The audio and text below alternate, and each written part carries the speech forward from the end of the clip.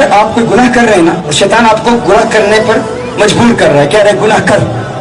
اگر آپ گناہ نہیں کرتے تو شیطان کو تکلیف پہنچتی ہے. اگر آپ گناہ نہیں کرتے، اگر آپ ڈرگ نہیں لیتے تو شیطان کو تکلیف پہنچتی ہے، اسے درد ہوتا ہے، اسے غصہ آتا ہے.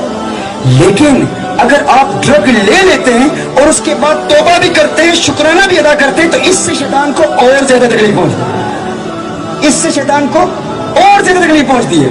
مجھے ایک بھائی نے کہا میں توبہ کرنا چاہتا ہوں. میں نے کہا ٹھیک ہے، میں تمہیں پریکٹیکل میتھڈ بتاتا ہوں، 4 رکعتیں پڑھنی ہے گناہوں سے بچنے کے لیے.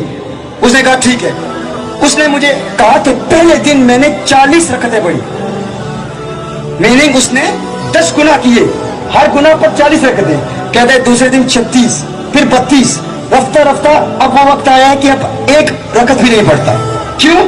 وہ اس لیے شیطان جانتا ہے اگر شیطان کو اس بات کا علم ہو گیا نا، اگر شیطان کو اس بات کا یقین ہو گیا کہ اگر اس نے ڈرگ لے لیا تو پھر یہ مجھے مارے گا بھی، یہ بدلہ بھی لے گا، یہ ریونج لے گا، یہ رکے گا نہیں. ہم کہتے ہیں شیطان ایک مکہ مارے نا تو اب گر نہ جاؤ، گر کے لیٹ نہ جاؤ. Give up, it's impossible. I can't make توبہ، I can't refrain from this. I'm addicted to this. It's impossible. نہیں، اٹھو.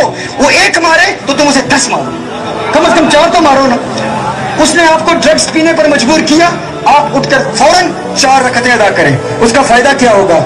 اسے تمہارے گناہ نہ کرنے سے تکلیف تو ہوئی، لیکن اگر اسے اس بات کا یقین ہو گیا کہ اس نے گناہ کرنے کے بعد 4 رکعتیں پڑھنی ہیں، ایک وقت آئے گا تم ڈرگ کی طرف ہاتھ بڑھاؤ گے، وہ کہے گا نہیں ڈرگ نہیں پینا. وہ خود روکے گا، وہ خود روکے گا، وہ کہے گا ڈرگ نہیں پینا، شراب نہیں پینی. کیوں؟ اسے پتا ہے کہ اگر پی لی تو یہ بدلہ لے گا اور اس کا بدلہ بہت سخت ہے. وہ ایک شخص نے 1 نماز مس کر دی، 1 نماز فجر کی قضا ہو گئی تو پھر مسلسل 1 سال روزے رکھے، 1 سال روزے رکھے شیطان سے بدلہ لینے کے لیے. لیکن اس کے بعد پھر نماز قضا نہیں ہوئی. کیوں؟ کیونکہ پھر اس کے بعد اسے کسی الارم کلک کی ضرورت نہیں تھی. شیطان خود آ کے جگاتا، اٹھ نماز ادا کر، تیری نماز قضا نہ ہو جائے. کیوں؟ شیطان جانتا تھا کہ 1 قضا ہوئی تو 1 سال کا روزہ، اب ایک اور قضا ہو گئی تو پھر پتہ نہیں کیسے بدلے لے گا. امام اعظم کے پاس ایک بندہ آیا، اس نے کہا میں نے کچھ خزانہ رکھا تھا، کچھ مال رکھا تھا، گم ہو گیا، کوئی ورد دیجیے. تو امام اعظم نے کہا ورد دینا میرا کام تو نہیں ہے، لیکن ایک تجھے عمل دیتا ہوں، 100 رکعتیں پڑھ، 100 رکعتیں پڑھ اور 100 نفل ادا کرنے کے بعد تجھے وہ مل جائے گا. ابھی اس نے چند رکعتیں ہی رات پڑھی تھی کہ یاد آ گیا کہ خزانہ میں نے کہاں چھپایا تھا، وہ دولت میں نے کہاں چھپائی تھی.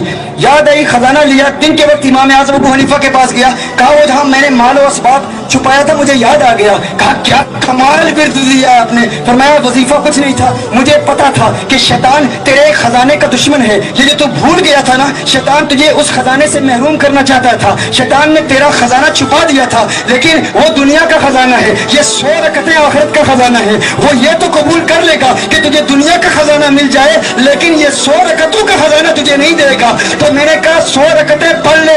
اگر تو 100 رکعتیں پڑھے گا اس یقین کے ساتھ خزانہ نہ ملا تو پوری ادا کروں گا، تو وہ شیطان جس نے تجھے بھلا دیا تھا وہ خزانہ رکھا کہاں ہے وہ خود یاد دلا دے گا. لیکن میں تجھ سے پوچھنا چاہتا ہوں کیا تو نے 100 رکعتیں پڑھی تھی؟ اس نے کہا نہیں حضرت، جب وہ یاد آ گیا تو پھر میں نے 100 رکعتیں چھوڑ دی. کہا شیطان سے مقابلہ کرنے کا طریقہ یہ تھا کہ دنیا کا خزانہ مل گیا ہے تو اب اس سے بدلہ لیتا، آخرت کا خزانہ بھی حاصل کرتا اور 100 رکعتیں پوری کرتا.